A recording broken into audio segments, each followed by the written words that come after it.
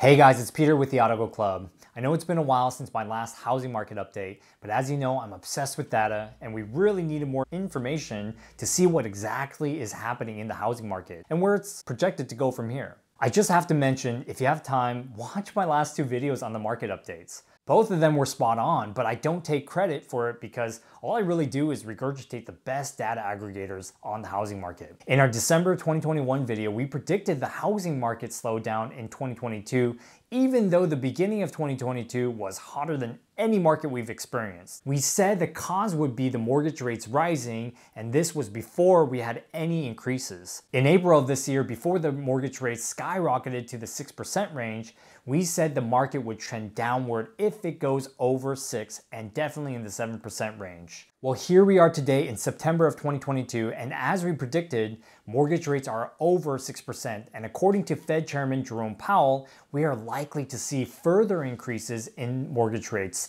thus significantly reducing affordability and demand. What we need is supply and demand to get better aligned so that housing prices go up at a reasonable level, at a reasonable pace, and that people can afford houses again. And I think we probably in the housing market have to go through a correction to get back to that place. See, the reality is 25+% appreciation rate was not sustainable. It had to slow down at some point, and by allowing mortgage rates to rise, demand decreased, thus supply increased, and prices went down.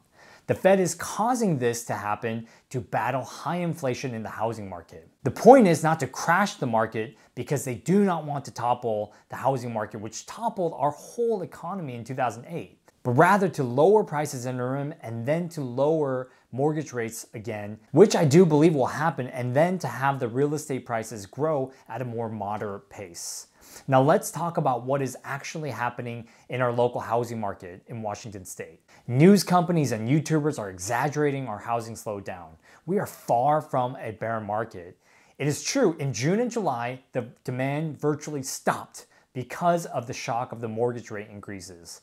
However, as of August, King County has 1.66 months of inventory and Snohomish County has 1.73 months of inventory.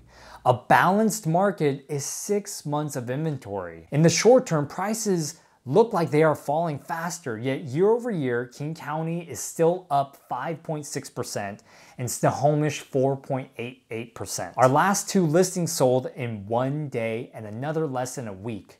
The sellers who aren't selling are not getting proper advice on pricing strategies and unfortunately are having to do major price reductions due to sitting on the market with no activity. So here's what is likely to happen next year. If mortgage rates remain around 6%, by early next year, prices will likely continue trending upwards as people shake off the shock of the mortgage rates and accept it as a new normal. The caveat is, if mortgage rates continue to rise further, we can reasonably predict that housing prices will go further lower. I'm not talking in the crash territory because the feds aren't going to want that, but certainly lower than prices today. There could also be other events such as war or China's economy crashing or some kind of like natural disaster. I mean, the prediction of prices continuing to go upwards is likely, but black swan events could happen. Thanks so much for listening, and please subscribe as I just try to give the most trustworthy data-driven advice out there about the real estate market. And for anyone who knows me, if the markets are actually crashing, I will not sugarcoat it and tell you despite how it could affect us as a real estate team. Until next time, take care, and we'll see you on the next video.